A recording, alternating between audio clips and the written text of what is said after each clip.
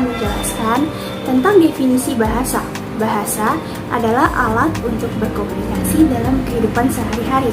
Bahasa memiliki peranan yang sangat penting, yaitu manusia dapat dengan mudah bersosialisasi, berinteraksi, bertukar pikiran, ide, gagasan dengan manusia di lingkungan sekitar. Bahasa juga merupakan alat komunikasi berupa sistem lambang bunyi yang dihasilkan oleh alat ucap manusia. Bahasa terdiri atas kata-kata atau kumpulan kata.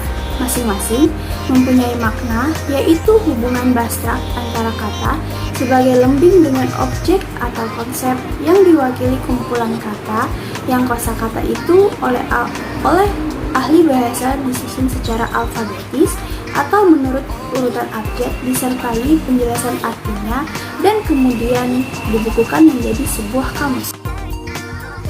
Selanjutnya terdapat pula kesalahan berbahasa Indonesia. Menurut Setiawati, kesalahan berbahasa Indonesia memiliki bentuk penyimpangan, pelanggaran dalam menggunakan bahasa Indonesia secara lisan atau tulisan yang berada di luar dan menyimpang dari faktor komunikasi dan berkaitan dengan aturan kebahasaan dalam bahasa Indonesia.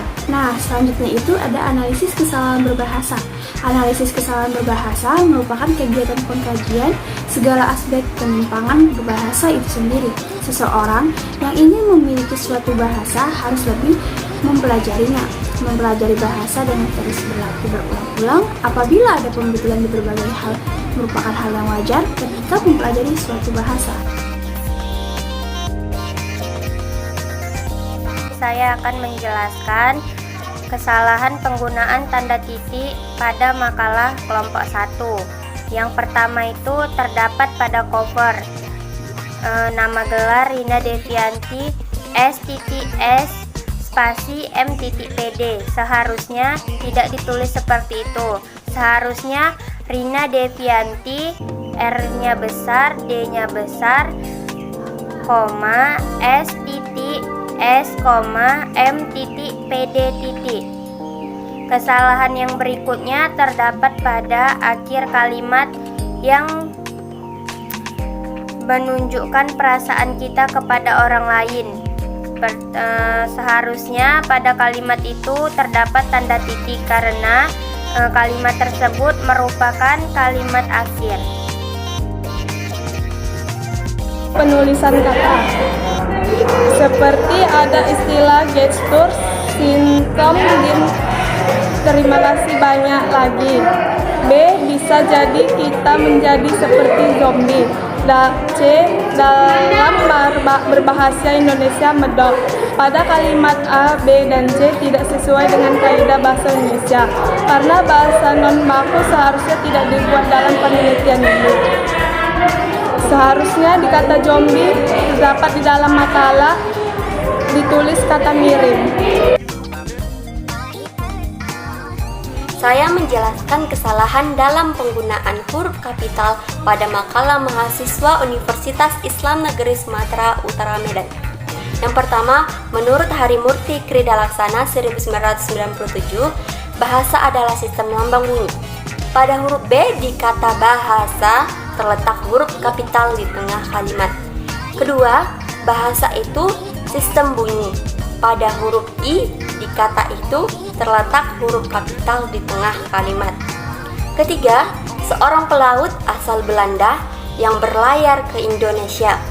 Pada huruf A di kata asal terletak huruf kapital di tengah kalimat. Keempat, bahasa Indonesia sebagai bahasa ibu ini terjadi.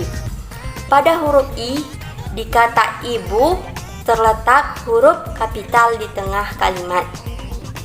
Pada kalimat keempat di atas terjadi kesalahan penggunaan huruf kapital. Seharusnya huruf kapital tidak dipakai pada pertengahan kalimat karena tidak menunjukkan bahwa itu nama, gelar, asal, tempat, dan sebagainya. Selanjutnya contoh kelima, hakikat bahasa menurut Wijono diambil dari kata bahasa.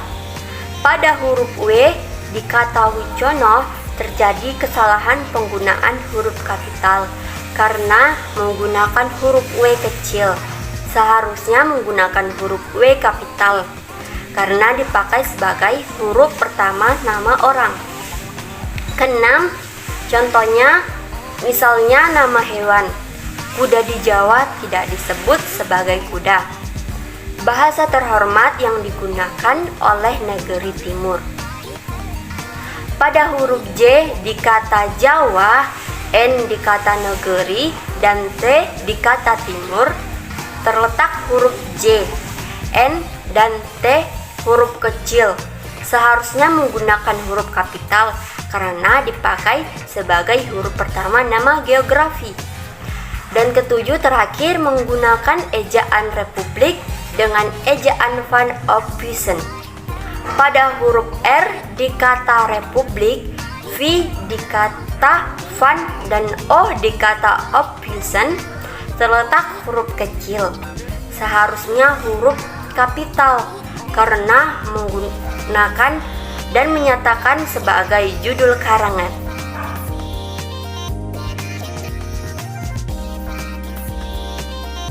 Kesalahan yang terdapat pada saat mempresentasikan sebuah makalah pada siswa PAUD 4 semester 2 UIN adalah mereka masih salah dalam meletakkan tanda titik dan koma pada makalahnya serta penggunaan tanda bacanya. Tidak hanya sebatas itu saja, mereka juga salah dalam penggunaan huruf kapital, seperti penggunaan pada gelar dan nama tempat. Penggunaan bahasa yang tepat pada pembuatan makalah seharusnya menggunakan 1. Penggunaan bahasa yang baku, 2. Keefisiensian dalam memilih kalimat yang tepat.